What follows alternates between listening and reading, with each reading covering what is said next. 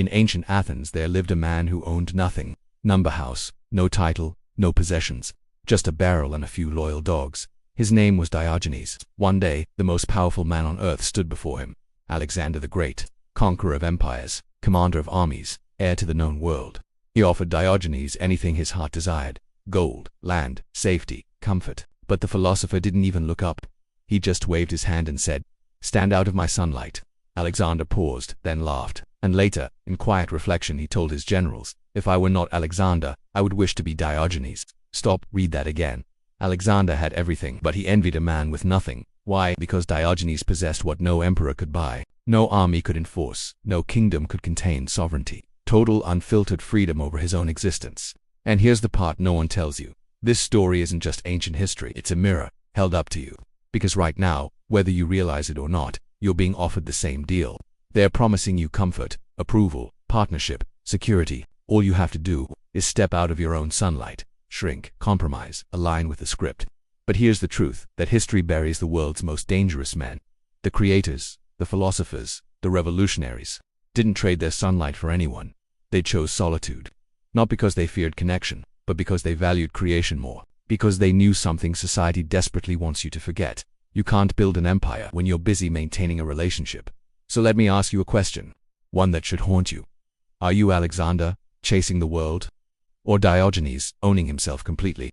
Because what I'm about to tell you will challenge everything you believe about love, purpose, and what it means to be powerful. From the time you're a boy, the story begins. Cartoons, fairy tales, Disney movies, church sermons, family dinners. It all tells you one thing: you are incomplete, you're half of something. And your mission, your purpose, your destiny, is to find the other half. Find the girl, win her over, build a life together, share everything, become whole. But here's the uncomfortable question most never ask. What if you're not missing anything? What if the idea that you're broken without another person is the most seductive lie ever told? Because if they can convince you you're incomplete, they can sell you everything. Romance, rings, mortgages, minivans, marriage counseling, identity. They can keep you searching externally instead of building internally. And that's exactly the point. The moment you believe someone else holds your missing piece, you surrender your power. Carl Jung saw this clearly. He said we all carry within us the blueprint for wholeness, both masculine and feminine, strength and softness, light and shadow. But instead of facing that blueprint, we project it. Men project their inner feminine, the anima, onto women. We look to them to carry the emotional weight we won't deal with, the intuitive wisdom we don't trust, the nurturing energy we won't access in ourselves. And at first it feels magical. That's what love bombing is. It's not them you're falling for. It's a part of yourself you've never met. But over time, that projection becomes a prison, because now your peace, your balance, your identity lives in another person. And when they leave or disappoint you or change, you don't just lose them, you lose yourself. That's why heartbreak hurts so deeply. You're not grieving them. You're grieving the version of you that only existed in their presence. The love story we're sold isn't a path to wholeness. It's a detour around it. Think about it. You're told to wait for the one, the perfect person who will complete you, who will understand you, who will always be there. But that story has a dark undercurrent, because when you outsource your meaning to someone else, you also outsource your madness. You make them responsible for your stability, your self-worth, your spiritual clarity. You trade sovereignty for symbiosis. And here's the part they don't print on wedding invitations. That trade rarely ends well. Ask any man who's lost himself in love, he'll tell you. It didn't feel like freedom, it felt like slow erosion. Every compromise seemed reasonable, every change felt like growth. Until one day, he looked in the mirror and saw a man shaped entirely by another person's preferences. That's not a relationship. That's emotional colonization. And it happens slowly, subtly, sweetly. It begins with a conversation. Hey, maybe don't post that. It becomes a suggestion. You don't need to work so late. Then a correction. Why are you always so cold? Then a question you stop asking. What do I want today? You used to know, but now you navigate your day through someone else's emotional weather report. You don't even feel your desires anymore unless they're safe to express. That's not love. That's management. And here's the tragedy. Most men call this maturity. They call it growing up, settling down, being responsible. But what they're really doing is surrendering their edge. They're dulling their instincts to maintain peace. They're replacing purpose with partnership. And that exchange, over years, over decades, it costs them their fire. Because what starts as companionship slowly becomes containment. Let's go deeper, Carl Jung said. Until you make the unconscious conscious, it will rule your life. And you will call it fate. For most men, that unconscious energy is the need to be chosen, to be validated, to be told, you are enough. And when a woman gives them that, they feel powerful. Not because they've accessed inner strength, but because they've been temporarily relieved of inner doubt. But that's not empowerment, that's addiction. The same woman who made you feel whole can make you feel worthless in one glance. That's the danger of building your identity on someone else's reflection. And you might say, but love requires vulnerability. Yes, vulnerability is beautiful, but dependency is dangerous. When your clarity, your calm, your creative energy depends on another person's mood, you are no longer sovereign, you are leased property. Now listen carefully, because this is the pivot most men miss. Solitude is not punishment, it is preparation. It's not the absence of love, it's the space where self-love becomes strong enough to stand alone. It's not cold or barren or lonely. It's not the empty cave, it's the forge. The monk walks into the wilderness not to escape life, but to face it without distractions. The artist disappears not to be forgotten, but to become immortal. The philosopher retreats not because he hates people, but because he loves truth more than approval. Solitude is not exile, it's elevation. But they don't teach this, because a man at peace with himself is uncontrollable. He doesn't need distraction, he doesn't need validation, he doesn't consume like everyone else. He's a threat to systems that profit from insecurity. So they label him loner, damaged, afraid of commitment. But what they really mean is, we can't control him. Here's the deeper truth. There are two kinds of men in this world. The first is the man who is deeply afraid to be alone.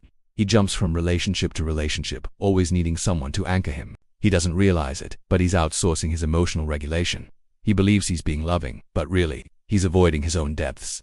Then there's the second kind. He's not antisocial, he's not cold, he's not bitter. He simply knows that nothing he could build with another is worth losing what he could become by himself. He's chosen to confront the silence, to meet his inner chaos, to walk into the dark parts of himself and light a fire there, not for applause, not for Instagram, but because he's tasted the early stages of power, and he wants more. Now, let me be clear. This isn't an argument against love. It's not a war on women, or marriage, or families. It's a reminder to men, before you share your life, before you build with another, before you promise to protect someone else's peace, have you mastered your own? Because if not, you're building on sand. You're handing over a blueprint that's still being sketched. You're trying to merge paths when you haven't even walked your own. So here's the real question. Can you sit in a room alone with yourself and not reach for distraction? Can you go a week without seeking someone's approval? Can you wake up without asking, what does she want from me today?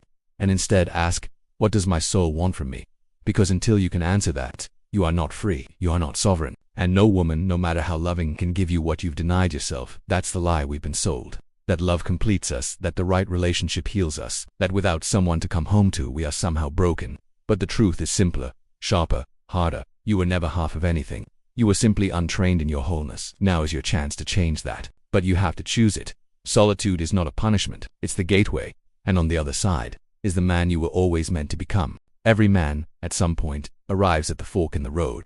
It may not look dramatic. It might not feel like a thunderous choice. But the decision is no less significant than life or death. Down one road lies belonging, the warmth of shared burdens, the comfort of knowing someone is waiting for you, the feeling of being part of something, and down the other, becoming the cold wind of solitude, the silence that echoes with your deepest doubts, the terrifying responsibility of owning your life fully.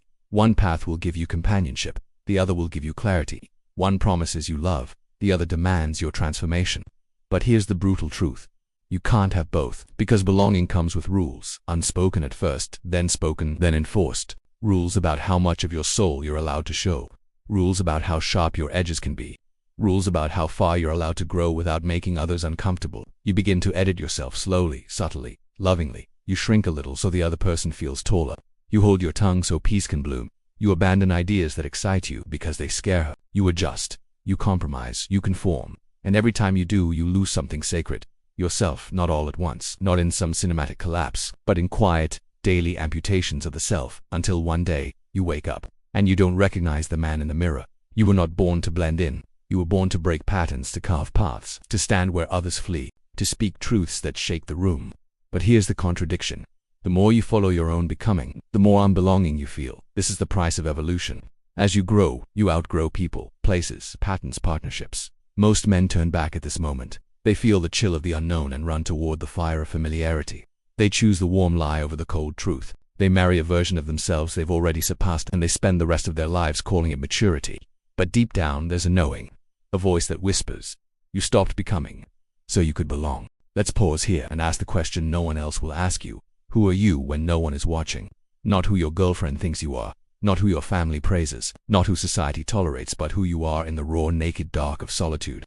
Do you like him? Do you respect him? Would you follow him into battle? Would you trust him with your destiny? Because if the answer is no, then you've spent your life building belonging instead of becoming. Friedrich Nietzsche understood this crossroads better than anyone. He didn't just write philosophy, he lived it, with a monastic intensity that most modern minds would call madness. He died alone, unmarried, misunderstood, but left behind words that still detonate in the soul. And one of his most terrifying ideas was this: eternal recurrence. Imagine this: you are told that you must live your exact life again, every day, every decision, every joy, every regret, over and over for eternity. Would you celebrate? Or scream? Would you smile and say, "Yes, let me do it again"? Or would you fall to your knees, crushed by the weight of your compromises? That's the test. And it doesn't need religion, it doesn't need myth, it only needs your reflection. If you wouldn't want to live this exact life again, then what are you doing? The man who belongs will recoil at this thought, because his days are stitched together by quiet agreements to betray himself. He does what's expected. He avoids conflict. He defers his dreams. He repeats the script, and then tells himself he's being practical. But the man who is becoming, he smiles at eternal recurrence. Because even in his failures, he was his own. Even in the dark, he was free. Even when no one understood him, he understood his mission. That's what it means to become, to live a life that you could repeat forever, and never apologize for. But becoming isn't sexy. It's not Instagrammable. No one throws a party for a man who chooses solitude over partnership. No one applauds when you say no to comfort, to companionship, to conventional success. You will be called selfish. You'll be told to grow up. You'll be accused of immaturity, commitment issues, fear of intimacy. But here's the twist. It's not fear that keeps you from marriage. It's respect for what you're building. Because you know something most don't. You know how delicate vision is. You know how easily dreams are diluted by domestic demands. You know that to protect the work, you must protect your energy. And energy is not infinite. Let's make this tangible. Imagine a man. Let's call him Daniel. Daniel is brilliant, creative, intense. He has an idea that could change an industry.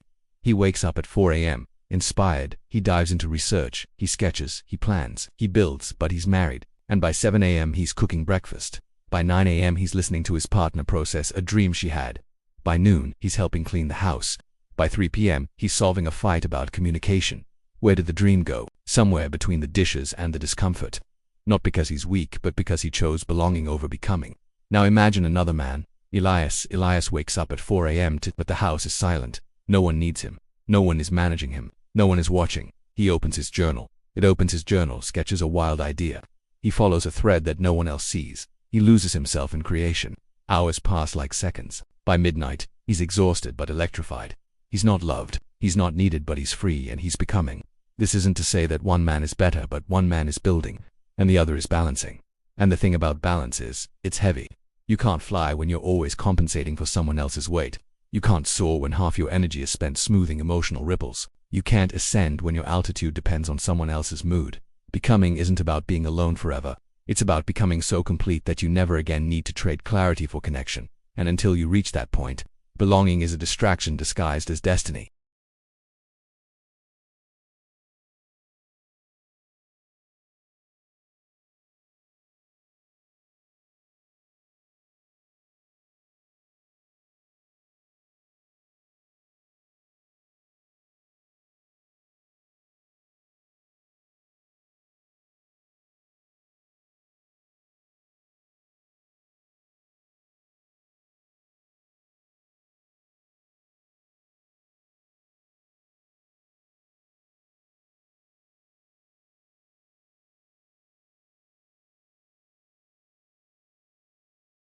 Are you editing yourself to be accepted? Are you chasing belonging so you don't have to face your own potential? Or are you becoming? Be honest.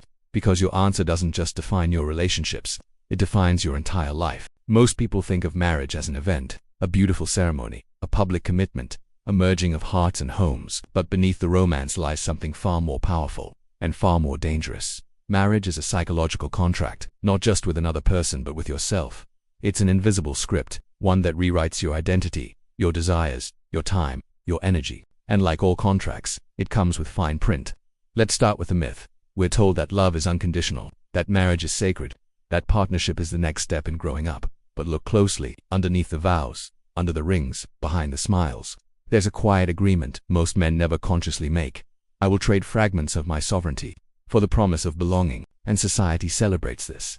Because a sovereign man is dangerous, but a managed man is predictable, controlled, domesticated. You see, the moment you marry, consciously or not, you enter an ongoing negotiation between two psychologies. Your goals are no longer just your own. Your thoughts are no longer private property. Your time, your focus, your vision must now pass through a filter. That filter, someone else's emotions. Want to move to a new city? Better talk it over. Want to start a risky business? What if it impacts the family? Want to spend the weekend alone in a cabin to recalibrate your spirit? Why are you pulling away from me? Marriage is full of invisible emotional toll booths. Every decision, big or small, requires payment in emotional currency. You pay with reassurance, with explanation, with compromise. And at first it seems reasonable. You love this person, you want to honor their needs, you want to be fair. But here's the hidden cost. The more you compromise to maintain peace, the less of you remains to pursue purpose. Now, let's talk about projection. Carl Jung believed that we don't fall in love with people. We fall in love with projections of our own unconscious material. In men, this often takes the form of projecting the anima, our internal feminine, onto a partner. She becomes our emotional center, she holds our intuition, she carries our vulnerability, our compassion, our softness. We feel alive around her, not because she's magical, but because she activates the parts of us we've buried. And instead of integrating those traits within ourselves, we become dependent on her to keep them alive. This is where marriage becomes spiritual amputation. We outsource our inner wholeness to another human being and call it love. Here's the problem. When you project a sacred part of yourself onto someone else, you lose control of it. She becomes the gatekeeper of your peace. If she's calm, you feel safe. If she's distant, you spiral. If she's angry, you collapse. That's not intimacy. That's emotional hostage-taking on both sides. And yet, most men live like this for decades. They don't even realize they've handed over the keys to their psyche. Let's be clear. There's nothing inherently wrong with marriage, but you must understand what it demands. It demands psychic transparency. It demands you remain legible to another person. Every thought, every plan, every feeling. That transparency is beautiful for bonding, but it's disastrous for strategy. Because now, your inner world is no longer yours. Your ambition must be translated. Your ideas must be softened. Your wildest visions must be processed through someone else's fear. Ask yourself this. Could Tesla have invented alternating current while explaining his obsessions to a partner who wanted balance? Could Nietzsche have birthed Thus Spoke Zarathustra while processing a fight about tone and emotional availability? Could Florence Nightingale have revolutionized global health while managing the emotional landscape of a husband? No, because greatness requires what marriage often dissolves: singular focus, undivided attention, total psychological autonomy. Let's take it further. Imagine your psyche as a house. Before marriage, you have access to every room. The library of your thoughts, the vault of your fears, the rooftop of your dreams, the basement of your shadow. But once you marry, you start installing locks, not because she demands it. She may not even ask, but because the subconscious wants peace more than it wants truth. You start closing doors. This part of me makes her uncomfortable. That ambition feels selfish. She doesn't understand that side of me.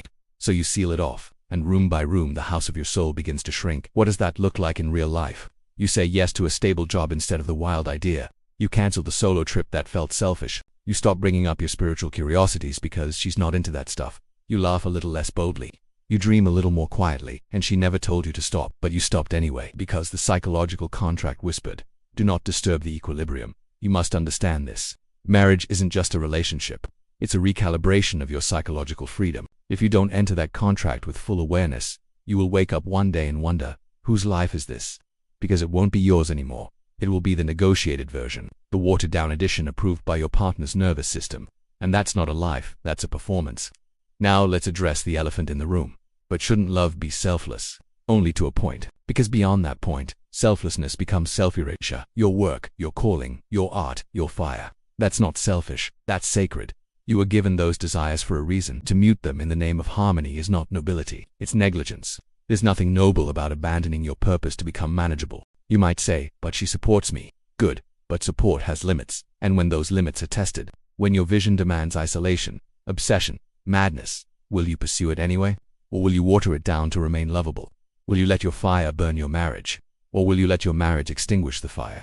Either way, something will be sacrificed, and you must decide which sacrifice you can live with.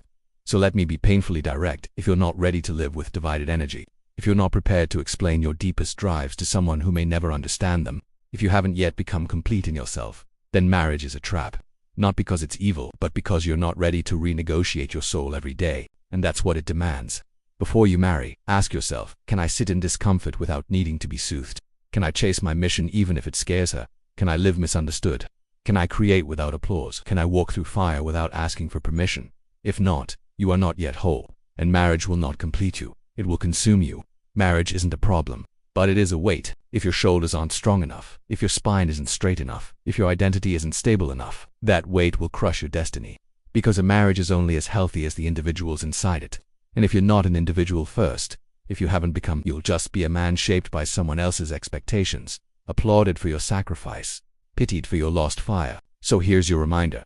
Your sovereignty is not selfish. Your solitude is not a phase. Your single-mindedness is not a flaw. It's the forge. The longer you stay in it, the sharper you become. Because once you know who you are without compromise, without applause, without needing to be chosen, then, and only then, can you enter any union without losing yourself. There's a word that scares most men more than death. Alone. Say it out loud. Let it echo. Let it sink in. Alone. We've been conditioned to fear it. Loneliness is the monster hiding beneath the bed of modern life, and our culture has built an empire around escaping it. Apps, screens, noise, partnerships, constant connection, always reaching outward, never inward. But here's the hidden truth that separates the average from the extraordinary. Solitude isn't emptiness. It's the forge where greatness is born. Loneliness and solitude are not the same thing. Loneliness is the ache of disconnection, a hunger to be seen, heard, held. It's reactive. It's restless. It says, I am not enough without another. But solitude is something else entirely. Solitude is deliberate separation, a chosen stillness, a sacred silence. It's not the absence of people. It's the presence of you. It's where the fragments of your identity begin to align. It's where the noise fades, and the signal of your soul comes through. You don't become who you truly are in a crowd. You become it in the cave, in the cabin, in the 4 a.m. hour when the world is asleep and the only voice left is your own. It is in this space, untouched by performance, unshaped by expectations, that the authentic self begins to speak. But most men never hear him, because they're too busy filling the silence with someone else's story. Arthur Schopenhauer knew this well. He never married. He walked alone. He lived with the kind of monastic precision that would terrify today's attention-starved generation. Mornings were for writing, afternoons for walking, evenings for books. And his beloved poodle, critics called him a misanthrope. But Schopenhauer understood something profound. A man can be himself only so long as he is alone. And if he does not love solitude, he does not love freedom. Because freedom isn't just about external choice, it's about internal clarity.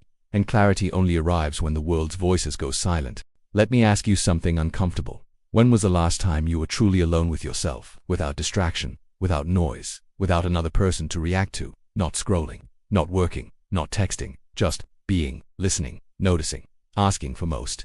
That moment hasn't happened in years, and that should terrify you, because if you've never sat with your own soul in silence, how can you claim to know what it wants? Now picture this. There's a man, he's married, he loves his partner, they've built a life, but every day he wakes up in reaction mode. He adjusts his mood to hers, he tailors his schedule around her needs, he shares every thought, every plan, every piece of himself, not because he must, but because it's the contract. He is never fully alone in his mind, and without solitude he can never fully see himself.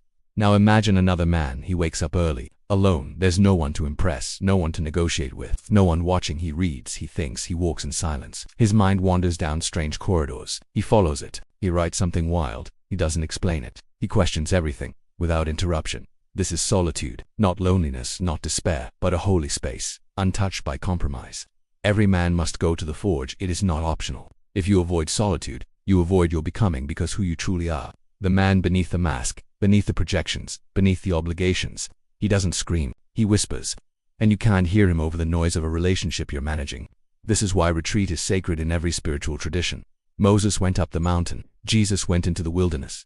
Buddha sat under the Bodhi tree for days alone. They weren't running from connection. They were becoming worthy of it, because connection that's not rooted in solitude becomes dependency, but connection that flows from solitude becomes divine. This is why so many artists, mystics, warriors, philosophers never marry, not because they hate love, but because they're already in a relationship with something deeper, with truth, with destiny, with work that demands everything. Love may come later, but only after they've passed through the forge alone, because only after solitude can a man offer a relationship that's not rooted in need, but in overflow. And that brings us to the greatest paradox of all. Solitude is the loneliest thing, until it's not, until it becomes the most nourishing thing you've ever known, until it becomes your sanctuary, until you crave it more than company. Because in solitude you are not nobody. You are finally you, fully, unapologetically, and you no longer need to be seen, because you have finally seen yourself. So the next time you feel the ache of aloneness, stop running. Don't reach for your phone. Don't call someone. Don't swipe. Don't distract. Sit. Feel the emptiness. Let it rise. Let it show you everything you've been avoiding, and then let it refine you, because that space, right there, is where fire meets steel. And the man who can endure it he becomes unbreakable. Not because nothing can hurt him, but because he knows who he is, without anyone else. There's a truth so sharp, so cold, so uncomfortable, that most men never speak it aloud. Here it is. Love makes you weak, not emotionally, not spiritually, strategically, because the moment you care about another person more than your mission, the moment your decisions begin bending around someone else's emotional landscape, you've surrendered your power. And no one teaches this to young men. Instead, you're told that vulnerability is strength, that openness is maturity, that transparency is love. And sometimes, that's true. But in a world that runs on power, positioning and leverage, vulnerability is a weapon, in someone else's hands. Machiavelli understood this centuries ago. He wrote, "Everyone sees what you appear to be. Few experience what you really are." Let that sink in, because the moment you enter a relationship, that mask is dropped. You're seen fully, intimately, repeatedly. And what starts as emotional closeness quickly becomes psychological exposure. She knows your habits, your insecurities, your ambitions, your weaknesses. And if she's healthy, she might never use them. But the world is watching. And the world will think of a man walking into a negotiation. He's sharp, clear, unattached, focused. He knows what he wants. He has nothing to lose. That man is dangerous. Now imagine the same man, with a family at home, a mortgage, 2 kids, a sick parent, a fragile relationship, a partner depending on him. What happens? He hesitates, he calculates risks differently. He avoids certain moves, not because they're unwise, but because they're unpredictable. He is no longer playing pure strategy. He's playing to preserve emotional stability. And in that shift, from vision to vulnerability, he becomes manageable. There's a reason great revolutionaries often operated alone. Not because they lacked love, but because they understood the cost of it. Love ties you down. It roots you. It makes your movements traceable, your motivations legible, your threats exploitable. A man in love can be controlled, because he now has something he's afraid to lose. Let's make it real. A single man can vanish for 6 months and reappear a new person. He can pivot his business overnight. He can take massive risks without checking in. He can move cities, go dark, go rogue. His power is opacity. He's unreadable. But a man in a relationship, he leaves patterns, he leaves trails. He explains himself. He's not just moving forward. He's dragging fragile threads behind him. And one tug on those threads, and the whole plan unravels. This isn't about being cold. It's about being clear. Clarity means recognizing where your energy leaks. And love, however beautiful, leaks energy. It pulls your attention from what must be done to how it will be received. It shifts your compass from true north to mutual consensus. And consensus kills strategy, because strategy requires sharpness, precision, focus. Love softens those edges. It rounds your corners, and in doing so, it makes you predictable. Predictability is death for a man playing in the arena of power, because those who can predict you can control you. They'll bait you, delay you, emotionally trigger you, threaten what you love and what you fold, not because you're weak but because you care. Now ask yourself, what is your primary loyalty? Is it to your mission or to your relationship? Because when those two come into conflict, and they will, one must win. And most men choose the relationship, not because they're soft, but because they've built a life that collapses without emotional harmony. That's not power. That's fragile dependence, masked as maturity. This is why many high-level operators remain romantically detached. They understand the weight of being known too deeply. They understand the danger of emotional routine. They know that the more people depend on you emotionally, the less flexible you become strategically. And in a world where seconds matter, where pivots must be instant, where risk is currency, you can't afford hesitation. Let's be even more brutal. The man who is deeply in love, who shares every thought, every fear, every dream, he becomes emotionally readable. He teaches his partner, consciously or not, how to shape him. When he's ambitious, she becomes anxious. When he pulls away, she pouts. When he questions their future, she withdraws intimacy. These are not malicious acts. They are survival instincts. And unless he is fully sovereign, he'll adapt. Not because it's right, but because it's easier. Now here's where it gets dark. In conflict, love becomes leverage. The person who knows your soul best can wound you deepest. She knows where your confidence cracks. She knows the fears you've whispered at midnight. She knows the parts of yourself you're still learning to accept. And in the heat of an argument, she can detonate them like landmines, all under the banner of being honest. This is not an anti-woman narrative. This is not about cynicism. This is about the structure of power. If you build your empire on emotional transparency, don't be surprised when your enemies use your openness as a blueprint. Look at Machiavelli again. He wrote, "It is better to be feared than loved, if you cannot be both." Now love may be what you want, but respect is what holds. And respect comes from boundaries. Boundaries that are hard to maintain when your nights are spent entangled in emotional symbiosis. Because emotional intimacy has a way of lowering defenses. And once lowered, your strategy leaks. Howard Rourke, the hero in The Fountainhead, understood this deeply. He didn't live for applause. He didn't compromise his work for love. He didn't explain his vision to make others comfortable, and because of that, his vision stayed pure. Because every relationship that demanded dilution was removed, not out of cruelty, but out of clarity. You see, there are two types of men: the accessible man who is easy to understand, easy to love, and easy to manipulate, and the opaque man who is clear about his purpose but unreadable in his emotional patterns. Guess which one people try to control. Guess which one people fear. Florence Nightingale, a woman, yes, refused to marry for this exact reason. She wrote, "I have an intellectual nature which requires satisfaction. I have a moral, active nature which requires satisfaction." And that would not find it in his life. She knew that love, however sincere, would fragment her focus, and she wasn't willing to pay that price. That's not loneliness, that's strategic solitude. So what does this mean for you? It means that if your strategy matters, if your vision requires purity, if your mission can't afford compromise, you must be careful who sees your soul. You must guard your emotional landscape the same way you guard your physical security. Because once someone has access to your thoughts, your rhythms, your emotional levers, they have access to your movement, and movement is everything. This doesn't mean you must be alone forever, but it does mean this: you must become sovereign before becoming seen.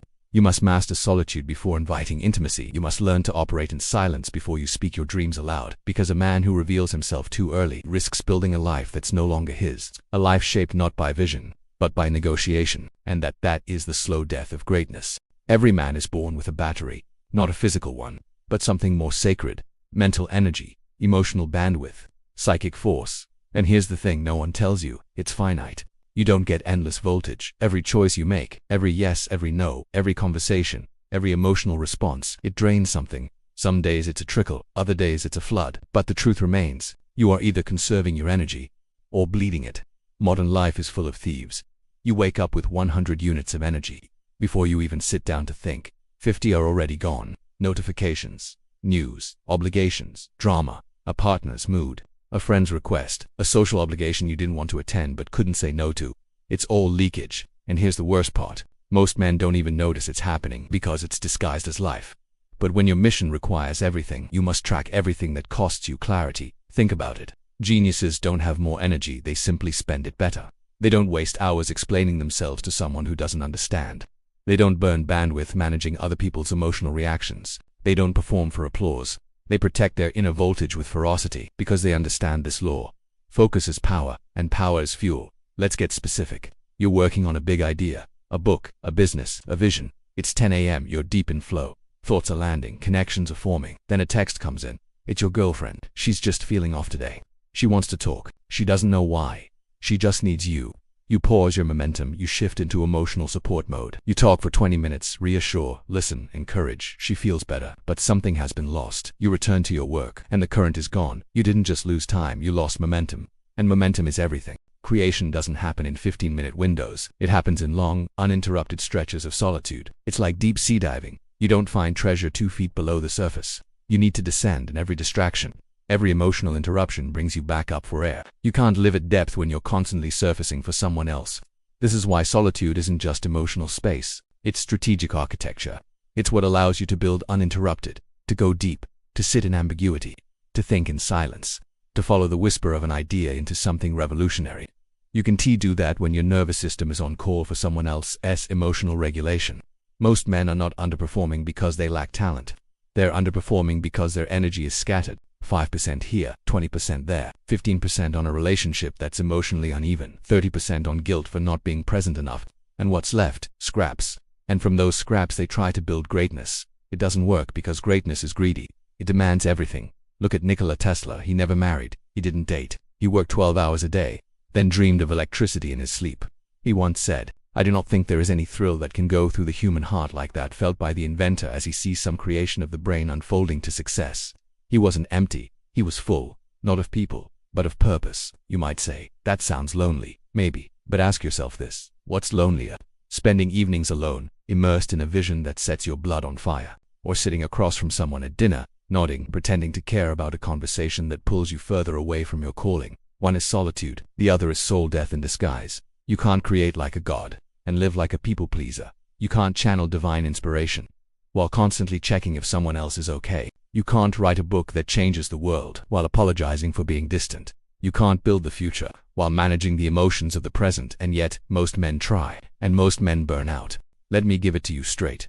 Energy is not just personal, it's political. If they can exhaust you, they can control you. If they can keep you emotionally reactive, they can keep you predictable. If they can make you believe that being fully available is moral, they've already won. Because now, you'll drain yourself willingly. You'll show up to every argument. You'll answer every call. You'll abandon your mission for quality time. And they'll call you a good man, but deep down you'll know. You didn't give from fullness, you gave what was meant for your future. You must learn to hoard your focus like gold. Protect your mornings. Guard your solitude. Say no often without guilt, without justification. Because no one will defend your energy but you. No one will carve out space for your brilliance. No one will say, take today and chase your wildest idea. They will ask for things, time, attention, reassurance, presence, and they won't be wrong to ask, but you will be wrong to always give. This is the paradox of the high-value man. He seems selfish, but he gives the world more than anyone else. He just doesn't give it emotionally, constantly, endlessly. He gives it in waves of undiluted creation. He gives it in finished projects, life-changing ideas, sacred contributions, and to create those he must withdraw, not forever, but long enough to gather what only solitude can offer. Einstein didn't invent relativity on a couple's retreat. Da Vinci didn't paint the Mona Lisa while checking in every hour with a partner. Jobs didn't build Apple while fielding relationship complaints. At the highest levels of creation, emotional compromise is the enemy. Not because it's evil, but because it's expensive, and you only have so much fuel. So here's the hard truth. If you feel tired all the time, if your ideas aren't landing, if your motivation is inconsistent, look at your leaks. Who has access to your time? Who interrupts your clarity? Who drains you under the banner of love? Not all relationships are bad, but most are mismatched to your purpose. And every day you invest in the wrong relationship is a day stolen from your legacy. You want to know why most men die with their song still inside them. It's not because they lacked talent. It's not because they gave their voltage to people who didn't understand the frequency they were playing in. And when your energy is spent explaining your fire, you stopped feeding it. So what now? You take inventory, you track your flow like a scientist. You reclaim your mornings. You create without announcing. You say no without explaining. You remember. Your energy is sacred, your vision is rare, your time is expensive. Stop spending it like it's cheap, because every unit of energy you give away carelessly is a brick missing from the empire you were born to build. There's a pain no one warns you about. Not heartbreak, not failure, not even death. It's the pain of seeing too clearly, of realizing that the world most people live in is an illusion, a projection, a trance, a carefully orchestrated game where everyone plays their part and no one questions the script.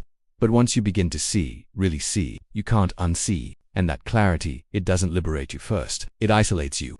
Ask any true philosopher, mystic, creator, visionary, what's the first cost of awakening? They'll all tell you the same thing. Loneliness. Because the second you stop pretending, the second you stop agreeing with things you don't believe, the second you stop playing the role assigned to you, people don't clap, they recoil, they whisper, they push you away, they tell you, you've changed, and they're right, you have, but they don't mean it as a compliment. You see, clarity is radioactive. It glows through the cracks of your conversations. It shows up in your silence. It makes people uncomfortable. Not because you're attacking them, but because your very existence disrupts them. The philosopher doesn't say, look at me. The philosopher says, look at what is, and that statement alone shatters illusions most people have spent a lifetime constructing. Carl Jung understood this deeply. He called it the burden of great souls. The moment a man sees truth, not just the convenient kind, but the unfiltered kind, he begins to separate. Not because he's arrogant, but because there's no going back. You can't unknow the patterns. You can't pretend mediocrity is noble. You can't participate in rituals that used to comfort you, but now insult your intelligence. The world becomes too small. The conversations too shallow. The distractions too loud. And so, you retreat, not to escape life, but to finally meet it. And when you do, you realize that truth is a cold friend. It doesn't hold your hand. It doesn't promise safety. It doesn't soften your edges. It tells you the thing no one else dares to say. You are alone in your awakening, not forever, but long enough to become someone who can carry the weight of seeing. This is why most people, even intelligent ones, choose belonging over clarity. Because clarity fractures belonging. It makes you inconvenient. You no longer laugh at the jokes. You no longer agree to the plans. You no longer participate in emotional theater just to maintain harmony. You would rather be true than liked. And that decision, that posture, scares people. Because if you can live without needing their approval, you are free, and free men are terrifying. Look around. Most people don't want truth, they want comfort. They want someone to validate their decisions, soothe their fears, confirm their worldview. They don't want to change, they want to be applauded for staying the same. But the philosopher, he walks away from the clapping. He chooses the cave over the stage. He says, let me sit with a real thing, even if no one sits with me. Let me ask you something. Are you willing to be misunderstood? Are you willing to be called distant, cold, detached, simply because your mind lives in places others don't visit? Are you willing to lose friends, lovers, family, harmony, because you spoke the truth instead of the script? Because if you're not ready for clarity. Clarity is not a prize, it's a crucifixion. You will be nailed to the edge of what others can't comprehend, and you will suffer there, until you stop needing them to come with you. Rainer Maria Rilke wrote, "If your daily life seems poor, do not blame it. Blame yourself. Tell yourself that you are not poet enough to call forth its riches. This is what clarity gives you, not riches, but the ability to see riches where others see boredom, to walk into silence and find symphonies, to live without noise, and hear the whisper of becoming." Most people spend their lives avoiding depth. They fill their calendars so they never have to feel. They fill their mouths so they never have to question. They fill their homes so they never have to listen. But the philosopher, he empties, he subtracts, he steps away, because in the emptiness, he finds signal. There's a reason why history's greatest minds lived alone, not because they hated love, but because they refused to translate truth into something more socially acceptable. They didn't have time for performative empathy. They didn't have space for small talk. They didn't have the patience to edit their insights to protect egos, and so they wrote in silence. They created in solitude. They wept at the altar of reality, and returned bearing fire. Let's be clear, truth doesn't need company. It needs a carrier, and the man who carries it must walk paths no one else can follow. That's why your clarity will be your greatest gift and your heaviest burden. It will illuminate your path, but it will also cast shadows on every shallow thing you once enjoyed. You won't be able to go back, and that's the point. You've tasted the truth. You've seen behind the curtain. Now you must decide, will you dilute your vision to remain connected, or will you protect your vision and risk being alone? Will you turn your fire down to make others comfortable, or will you let it blaze and let them adjust or burn? The greatest lie they sell is that truth is lonely. Truth isn't lonely.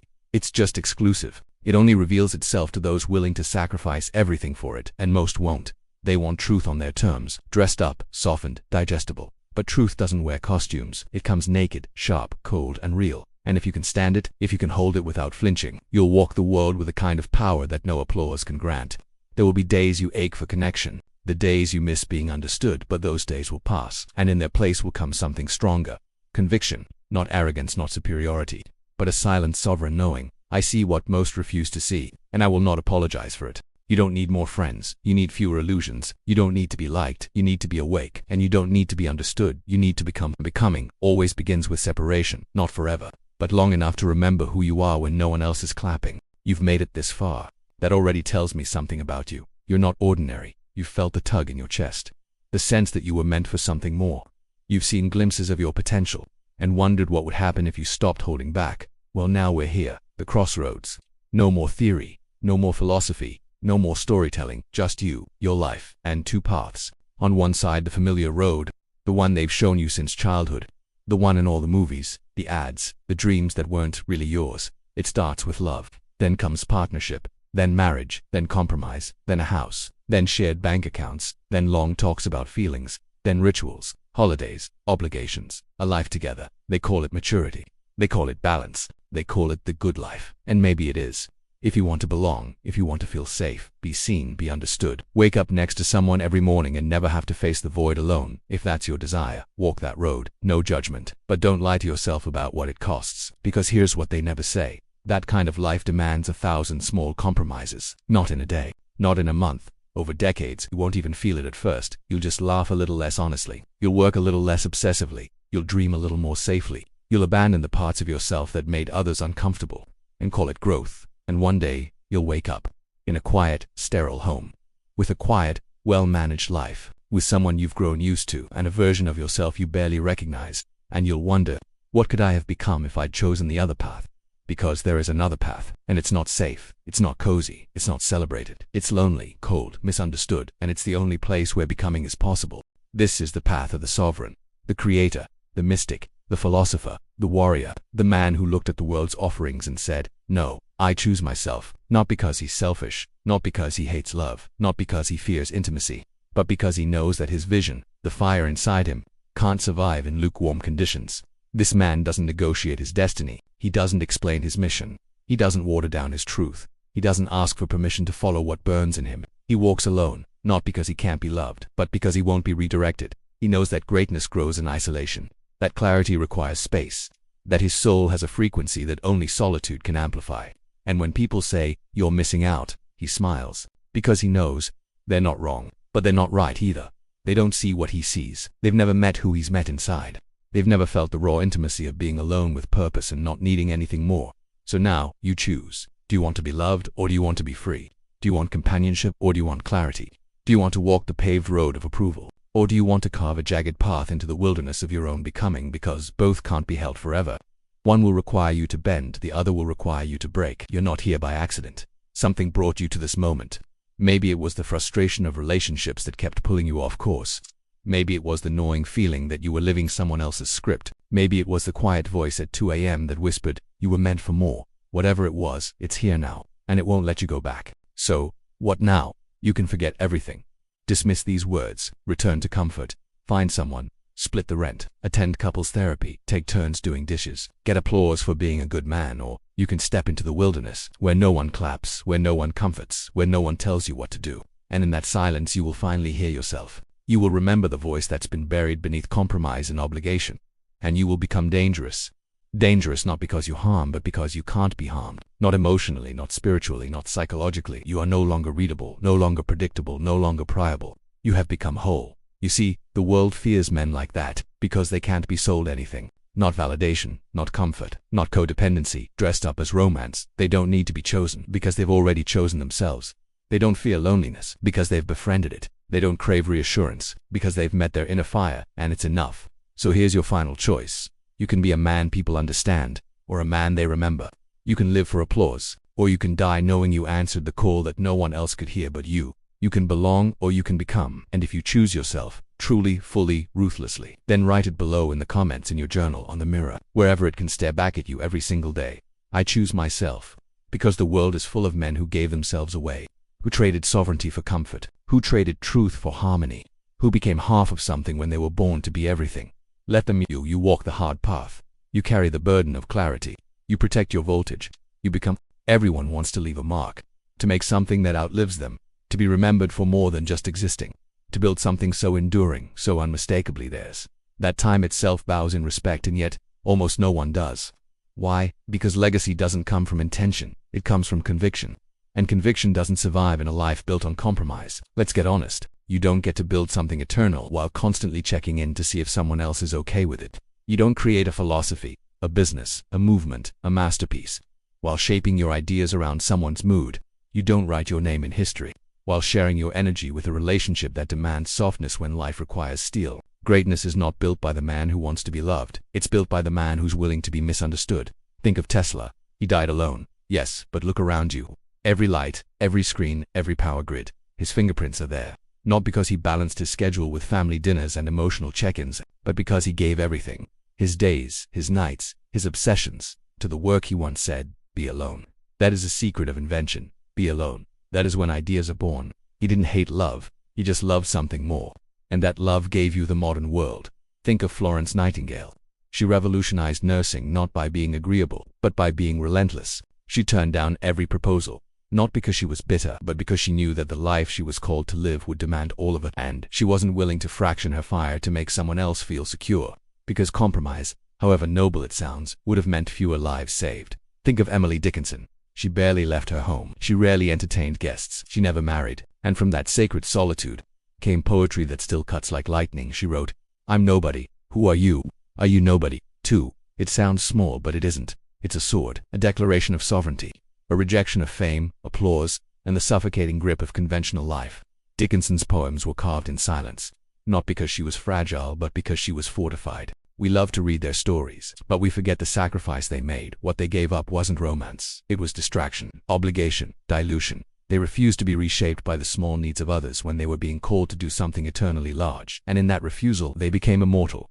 Legacy does not ask, did you maintain balance? It asks, did you build something real? Legacy does not reward you for being a good communicator in a relationship. It rewards you for building something that shifts the course of time. Legacy doesn't care if your marriage was emotionally rich. It cares whether your soul was uncompromisingly alive. This is the part modern life doesn't want you to hear. You can have comfort or you can have creation. But you must pick, because every dinner date is energy not spent in the lab. Every long talk is a morning mist in the studio. Every emotional compromise is a dilution of your original blueprint. And when you dilute that blueprint long enough, you forget the shape of who you are meant to be. There's a reason the rarest men in history walked alone. It's not because they couldn't find love. It's because they found something more demanding. Something that asked for everything and offered no guarantees. Something that woke them in the night, that whispered at the edges of their sanity, that said, "Build me, or die with me still inside you." That's the voice of legacy, and it doesn't care if your partner feels emotionally supported today. It cares if your life becomes a monument or a memory. What are you building?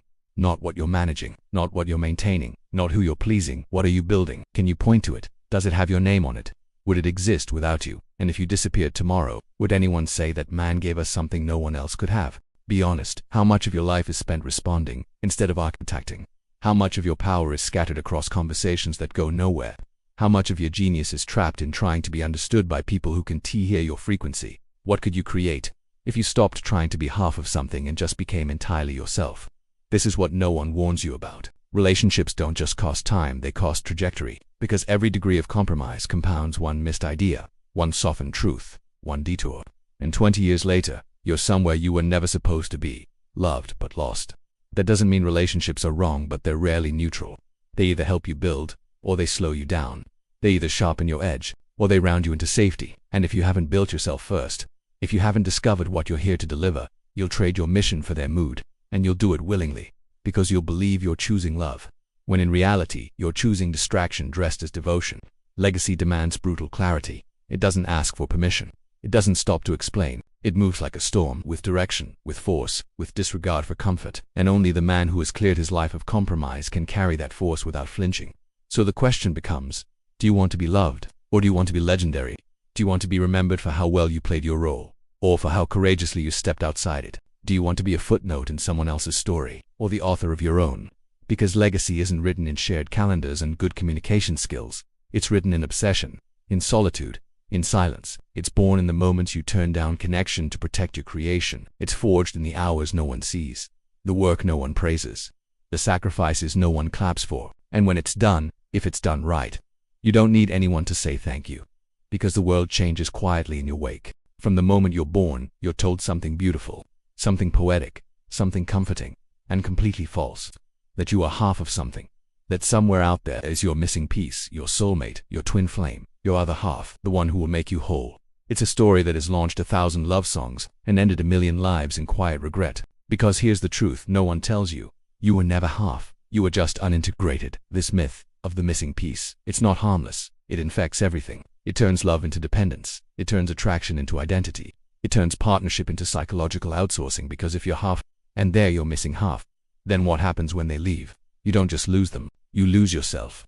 Because they weren't just someone you loved, they were the scaffolding holding up your sense of being. Carl Jung saw this clearly. He warned that most relationships aren't between two whole people, they're between two fragmented psyches projecting their disowned parts onto each other. And the most dangerous part, it works, for a while. The person you fall in love with, to activate something in you, a fire, a tenderness, a sense of aliveness, but what you're actually feeling is you, parts of you that had been dormant, disowned, unclaimed, now lit up by their presence. And instead of integrating those parts, you attach them to the other person. They become your emotional translator, your intuition, your softness, your strength, your balance. At first it feels like magic. You complete each other. You finish each other's sentences. You mirror each other's wounds. But then, the magic starts to strain, because what began as wholeness becomes expectation. And expectation always turns to resentment. They stop carrying the part of you they once activated, and instead of reclaiming it, you blame them for not being what they never should have been in the first place. Your wholeness. This is how most men live. They hand over their sovereignty and call it love. They outsource their emotions. They suppress their instincts. They silence their hunger because it doesn't fit the relationship, and in doing so they split. They become a version of themselves that's palatable, safe, lovable, but not true. Jung called the path to wholeness individuation, the process of becoming a fully integrated self. Not by finding someone to complete you, but by facing every part of yourself you've tried to deny: your inner masculine, your inner feminine, your shadow, your fears, your unlived dreams, your suppressed instincts, your childhood defenses, not judging them, not burying them, not projecting them, but integrating them. The man who has done this work, this is not whole because he found someone, he's whole because he finally found himself. This is the paradox. Until you stop seeking completion from others, you will keep attracting people who reflect your incompleteness. You will keep repeating the same dynamics, the same highs, the same breakdowns, the same confusion. Why does this keep happening to me? It keeps happening because you've handed your soul's work to someone else, and they can't do it for you. No one can. You don't need a woman to be your therapist. You don't need a relationship to teach you communication. You don't need a partner to hold your grief for you. You need to grow the capacity inside yourself to do these things. And only solitude gives you that space. Only solitude shows you who you are when no one is watching. The romantic lie of the one is seductive. It tells you that life gets easier when you find her, that your problems melt away, that your fire stays lit because she fans it, that your greatness will bloom because she believes in you. But here's the deeper truth. If your fire goes out when she leaves, it wasn't a fire. It was a candle, and you handed her the match. The man who has integrated himself, he doesn't fall apart when someone walks away. He doesn't chase. He doesn't panic. He doesn't lose direction because he wasn't orbiting her. He was rooted in himself, and from that root comes power. Real power. The kind that doesn't flicker under rejection. The kind that doesn't shift based on someone else's love. The kind that doesn't need to be understood to remain unwavering. That kind of power can't be given. It must be earned. Through silence, through honesty, through brutal, unfiltered solitude, where you meet every ghost you've buried, where you stop performing, where you look yourself in the eyes and say, I will not outsource this anymore. Because you weren't made to be half of something. You were made to be everything you already are. You don't need another person to access your compassion. It's already in you. You don't need another person to regulate your emotions. You just haven't built the muscle. You don't need another person to make life meaningful. You need to start living like it already is. You were not designed to be completed. You were designed to be integrated, to become your own container, your own translator, your own sanctuary, so that when someone finally does enter your life, they're not filling a hole. They're simply witnessing your wholeness. Most men never get there, because this kind of self-work requires separation, not isolation, not bitterness, not fear, but a conscious pause, a refusal to distract, to date while wounded, to romanticize code, to call emotional need destiny. So here's the truth. You are not half. You are not broken. You are not waiting to be found. You are waiting to awaken, to remember, to return, to stop seeking what you already carry and start integrating it. Because that's where real love begins. Not when you find the one, but when you realize you were always it. You've heard everything. The stories, the myths, the philosophy, the truth. Not the truth they sell in ads or whisper in church pews, but the kind that rattles in your bones and refuses to be ignored. Now you stand on the edge. No more metaphors. No more historical examples. Just you, your soul, and the question that decides everything. Do you choose yourself or not? Because let's not pretend this is easy. It's not. To choose yourself isn't just a decision. It's a declaration, a revolution. It's the death of your false identity, the one built by social scripts, romantic stories, and external praise, and the birth of something terrifying. Realness, unfiltered, unvalidated, undeniably yours. This is not a motivational speech. This is a reckoning, a mirror that doesn't flatter, a voice that says, you have one life. What will you build with it? Not in theory, not someday. Now most men will not choose themselves. They'll nod to this message, maybe save the video, maybe quote a few lines, then go back to default, to comfort, to codependence, to compromising with a world that never had their best interests in mind. They'll keep playing roles, good boyfriend, good husband, good man. They'll sacrifice fire for applause, purpose for peace, power for belonging, and they'll call it maturity. But a few, a rare few, they'll hear something different in these words. A frequency, a call, like a forgotten language they used to speak before the world taught them to be polite, a voice from deep inside. Not screaming, not begging, just waiting, waiting to be heard, waiting for permission, waiting for you to choose. Because when you choose yourself, truly the world will notice, not with applause, not with love, not with invitations, but with resistance. They will call you selfish, detached, unreachable, arrogant. They will say you're afraid of love, afraid of intimacy, afraid of being seen. But what they're really saying is, you can no longer be controlled. And they're right.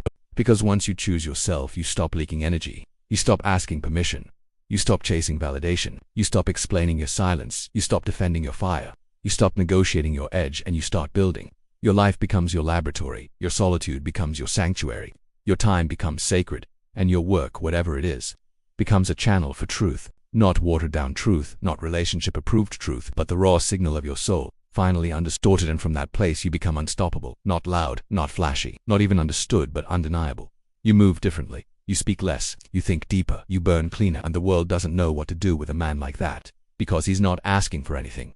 Not attention, not support, not softness. He's already found what he came here for, himself. So here's how this ends. You choose. No more watching, no more theorizing, no more spiritual window shopping. You're either going to walk the same path as every other man, or you're going to become something the world doesn't know how to name. And yes, it will cost you love, comfort, approval, closeness. But what you gain, oh, what you gain, is everything you'll gain.